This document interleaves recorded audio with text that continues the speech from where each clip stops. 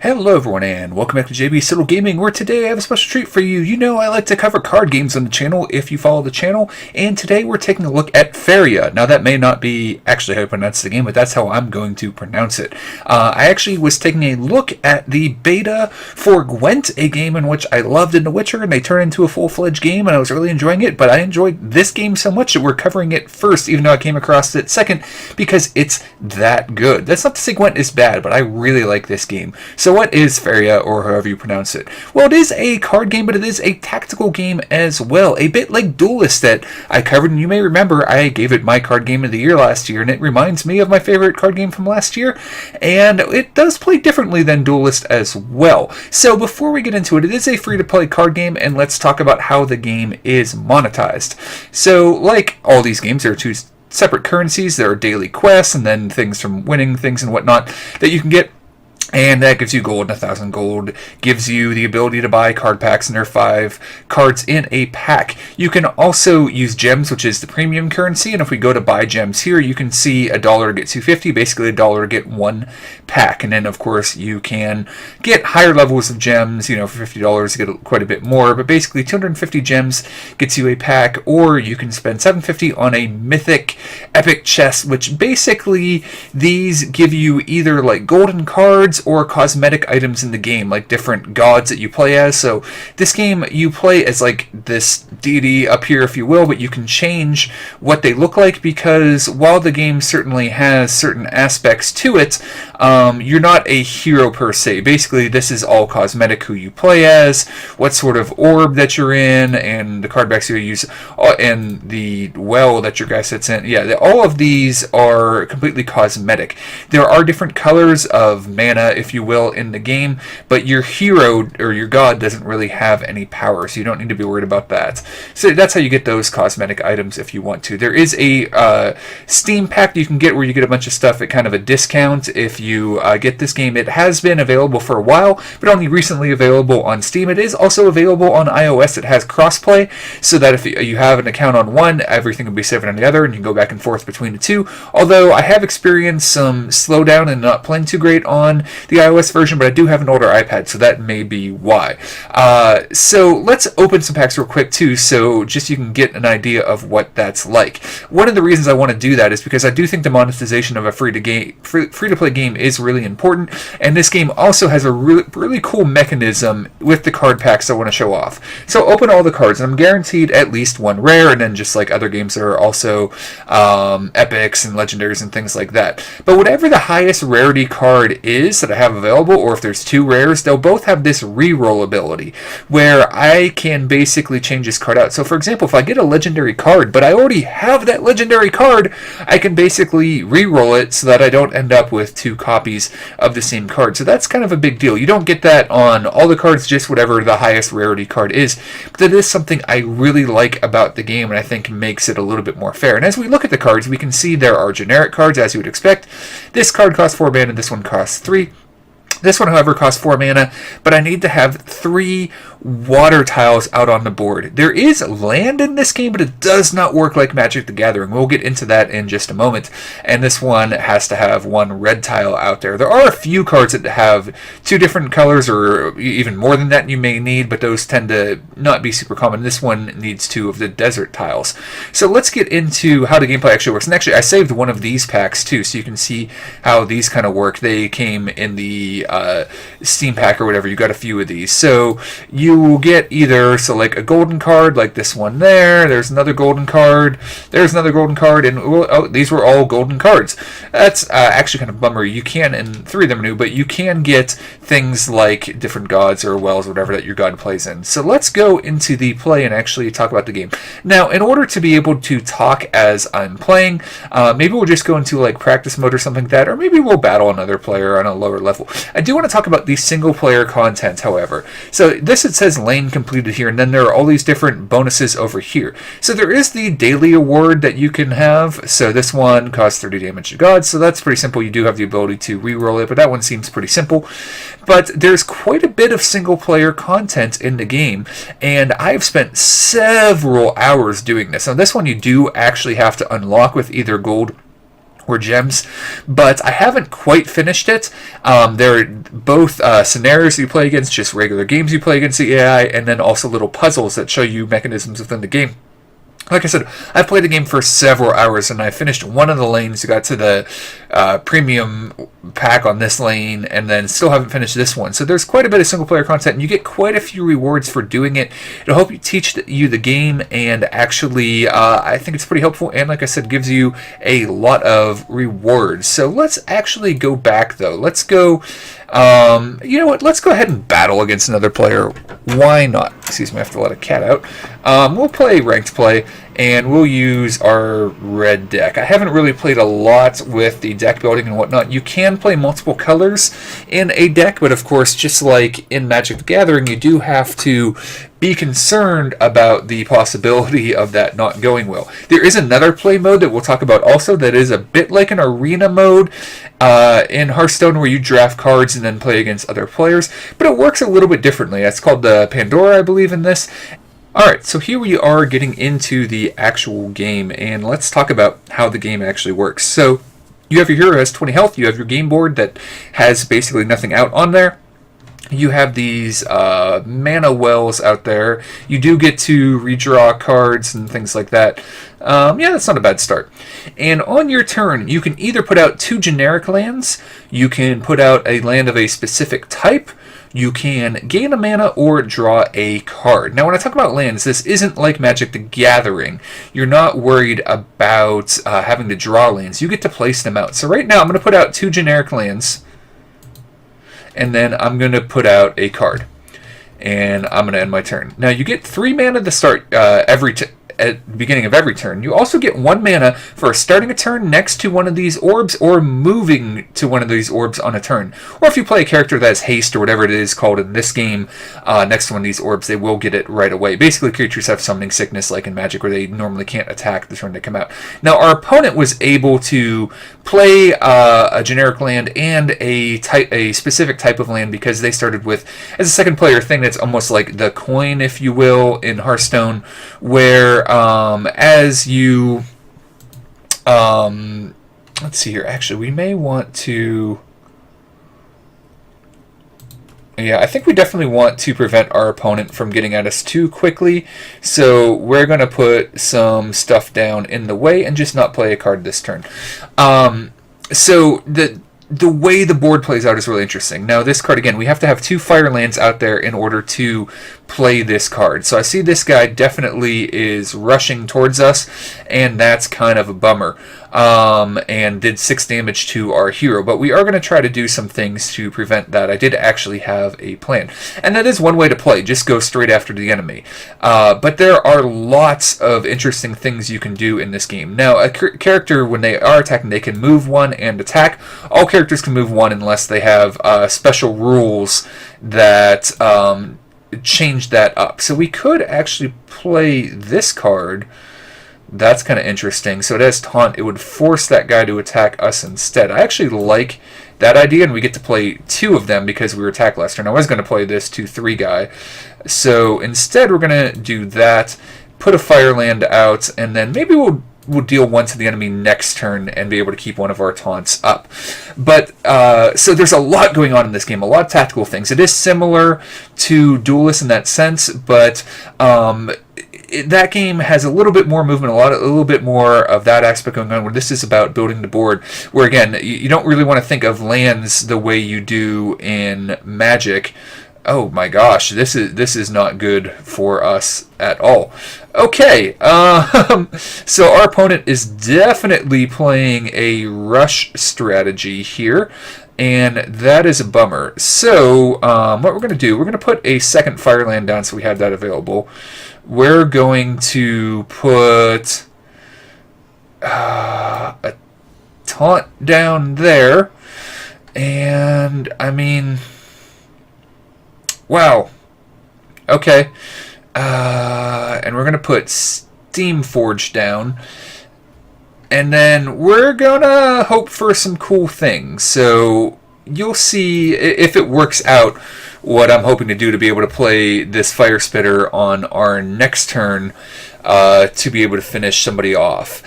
So basically, our opponent's going to have to attack our taunt characters unless they have a spell that can deal with that. But this is a really cool game. I really like the look of the game. And another thing, too, is you keep your mana from turn to turn.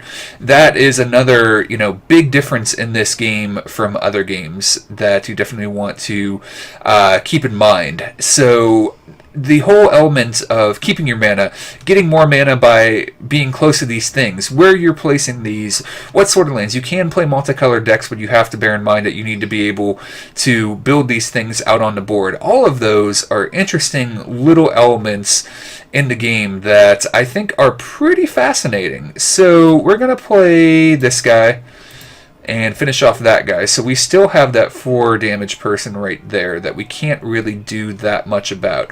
We can, however, play a fairly big creature here that eventually, we can try to threaten with and whatnot. And on every turn, again, you can draw a card or gain a mana as well. But right now, I kind of want to build towards our enemy a little bit so that we have a threat. So, interesting decisions every turn. And because you can also draw a card or gain a mana every turn, much like Duelists that had the idea of trying to build things in that give you interesting options, you're always doing something every turn. And that is another thing I absolutely love about this game. The fact that you're constantly doing something, that there's always stuff going on. You have interesting decisions on every turn, even on turns where it doesn't seem like you start out with a whole lot to do. There's always something to do on your turn because of the way that this game is kind of built. So, wow, okay.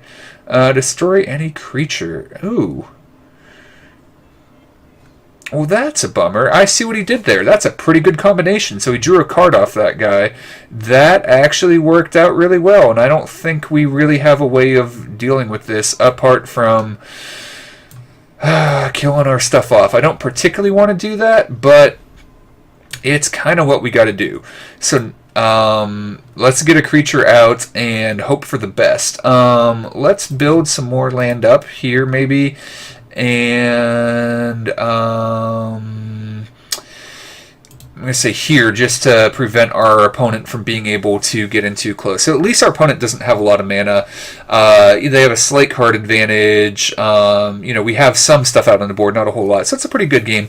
And I'm probably going to play terribly and lose because of talking while trying to play the game. That'll be my excuse as to why we're losing. But we're definitely losing on the health battle. We've already taken 8 damage because of our opponent using that big rush strategy. So now our guy's going to get buffed here, which is nice.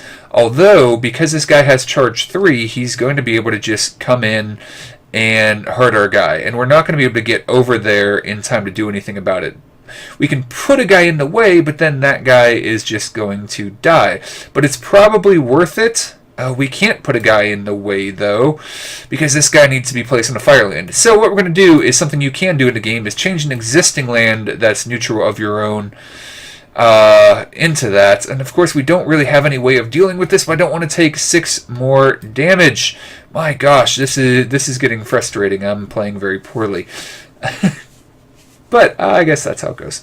But again, this is a super interesting game, and let's hopefully be able to get something that will allow us to do a damage or something here. That would be very helpful, or a little taunt or something like that.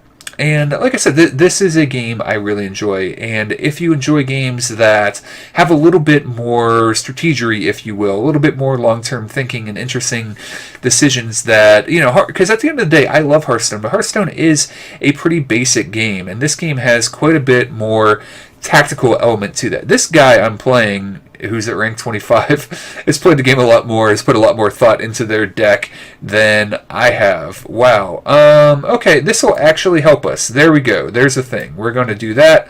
Kill this guy off and gain some mana by moving in there, and then see if we can recover a little bit. And let's draw a card, actually. So that can be helpful too. Just deal 3 damage. So I'm pretty sure we're going to end up losing this game.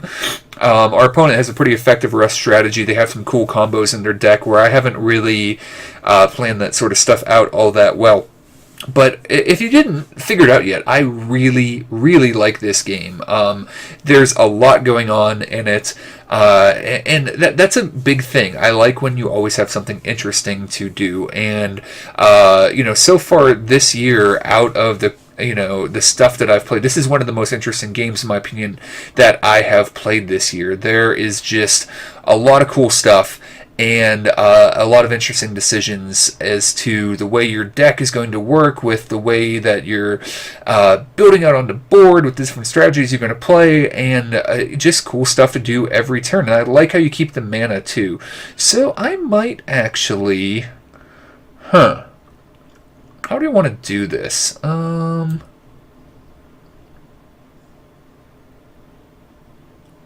think we're going to move up. Can we play both? I'm going to play this, and then I'm going to play this. And we're going to move up here as well. And let's see here. I think I'm going to hang out and not really... I think we're going to draw some cards and make some lands next turn, because if I move this guy up here, then I'll be able to build lands in adjacent spots and things like that. Or this guy here, I'll be able to build lands in adjacent spots. That's the way it works. So adjacent to land you already control, or tiles with creatures you have on it, because we're not really threatening the enemy just yet. But we have this thing pumping out production, helping us. Okay, so he's going to be able to finish off this guy. I was worried that he might have a card like that would let him do that, but I'm okay with that. We still have kind of board control-ish right now, and the fact that this guy is giving us, more and more damage on our creatures is an advantage. We only have 10 health. We're losing that game pretty bad. Oh my gosh, and he just keeps damaging us with that. That's pretty annoying. But I still think, we're doing things. So we're going to get some mana there. We're going to put this guy out there. I think we're going to move up, and I think we are going to build some fire up there, and then next turn maybe be able to play the dragon and really threaten. So I kind of like that idea. So, again, controlling these mana wells, controlling all different aspects of the game. This game is super interesting, and I really like it. And the Pandora mode, whatever it's called, the arena, it's pretty sweet. I like it quite a bit. So if you guys want to see more content for this game, I would be more than happy to do that. Oh my gosh. This guy's doing some sweet combos and doing some good stuff. You know what? We're going to give them... What the heck? We're going to give them a well played. Why not? So this guy, +1/+1, gem you attack a god. Okay, so that's pretty good. So this, again, another card that goes well with the rush strategy. So we could put a taunt in this guy's way, although if we move here... how do we want to do this? We can't quite play the dragon, so I think I'm going to play this. I'm going to move this guy over. I'm just going to put an annoying taunt in this guy's way and slow him down. We'll see how that goes. And he won't actually be able to kill this guy unless, again, he has more damage or a way of buffing that creature or something like that. So we may die just to direct damage or things like that this guy's been able to do. And I think you can only have 3 of a base card in the game and 1 legendary or something like that. But, again, this is a game that I would very much like to cover. Maybe get into what the different factions do, show you the arena mode if you guys are interested in seeing that, because I think that this game has a lot to offer. And if you like the idea of having some more tactics in your card games, if you just like tactics games, then this may be a game you definitely want to check out. It is free to play. Okay, that's not good. So, yeah... Ooh, this helps. This helps a lot. So we still can't play the dragon, which is a bummer. We can kill this thing. We can kill this thing. And I at least want to be able to threaten our opponent. They can spawn really close to us, But I'm hoping that, let's see here, and let's build some more land. And we can build up here next to our opponent, be threatening. So we've kind of blocked off this section now. We can spawn close. We can turn this into a fire tile next turn if we want to. And we're probably going to lose this game because our opponent's really good at rushing. And I don't necessarily have a way of blocking them. Okay. So that's not terrible. That is not the worst thing ever. So I need some small creatures maybe to block this guy off. Or what can we play? We can play 2 people to block off unless our opponent has a way of like getting rid of one of those. So I think that's what we're going to do. You know what? We're going to go ahead and play this guy here. And we're going to play the farm person here. They may be able to kill that person, but we're at least going to get in and do some damage on our opponent. And if they don't have a way, and we're actually going to just get some mana.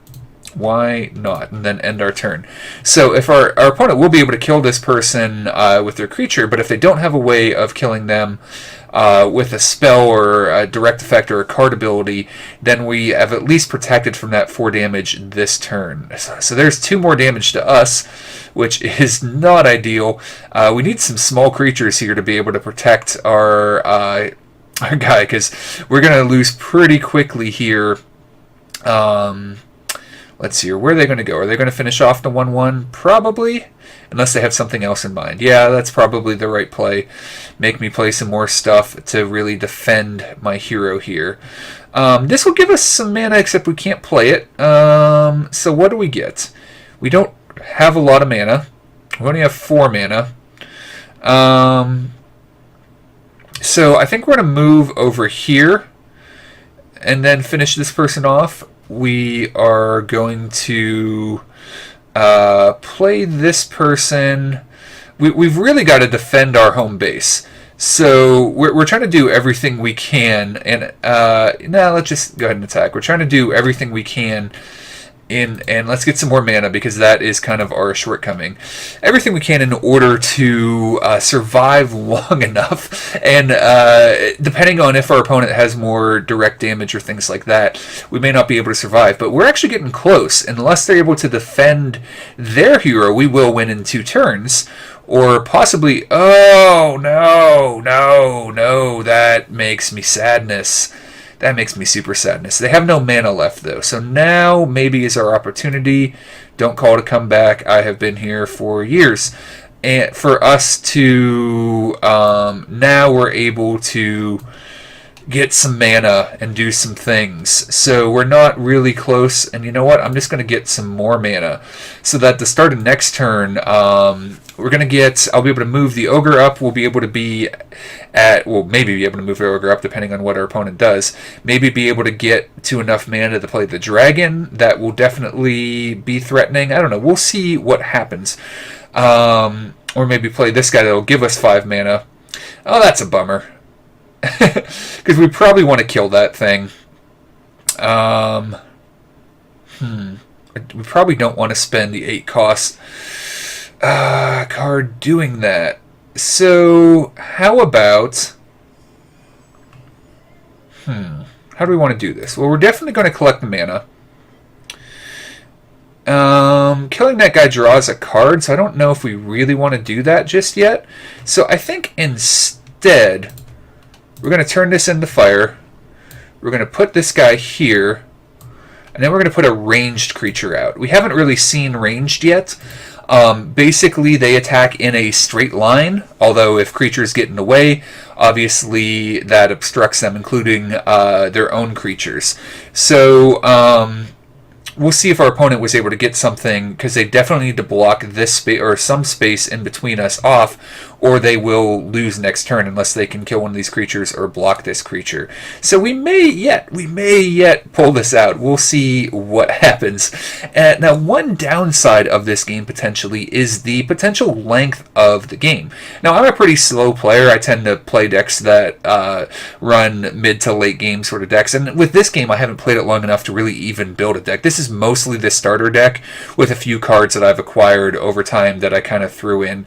And it looks like our opponent's not quite sure about what to do. I'm assuming based on the number of cards they have in the mana, they will at least be able to put something into block so that we can't quite do 8 damage to their hero next turn, but they got to think more than just that ahead, because they still have the 6 damage creature up there as well. So there, they've put a creature in the way, which is going to, at least help them temporarily.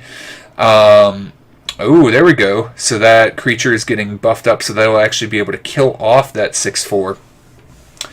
And that is a bummer for sure. They're just about running out of time here. Alright, well, that's a bummer, but that's okay. So what are we going to do? Well, we're going to slowly creep up, I think, a little bit. We're definitely going to do 6 damage, because that is a good thing to do. And we're going to be able to kill off this creature, because that creature got the buff, which is fantastic. And let's... How do we want to do this? How close can we get? Let's put this guy down here. Let's gain a mana and end turn. So let's see if our opponent is able to do anything to finish us off. Can we say thank you? Can we do... Huh. Apparently I'm not able to talk now for some reason. Oh, okay. So they killed that guy, but if they can't deal with this creature, that's still not enough. And we will actually be able to win. So I'm surprised. Well, I shouldn't speak that we will be actually able to win. They have 1 mana. Nope. Okay, that was it. So we did it. We did it, Reddit. Way to go. That was actually a really good game. So that is probably the one downfall of the game, is that the games can be pretty long. But I do want to say the game has quite a bit of single-player content, has pretty good rewards and reasonably priced things for a free-to-play game, an interesting arena system that adds a new element to it that isn't in the base game with those treasure cards you'll get 3 of as you build your deck and get throughout the game that may actually speed the games up a little bit because they're very powerful cards. So a lot of interesting things and a lot of good things to say. A good-looking game, a good playing game, a good UI, and maybe potentially long games being downside. But other than that, I definitely suggest checking out Faeria. It is available on iOS and now on Steam, also for PC, and it does have crossplay where it saves on both of your accounts. So go check it out. Thanks a lot for watching. And if you did enjoy this video, leave a thumbs up. If you didn't, leave a thumbs down. Leave a comment. Let me know if you want to see more content. It really does help the channel out and help the videos get more views so the more people can see these awesome games we're trying to show off to you. So thanks a lot for watching, and we will talk to you again soon.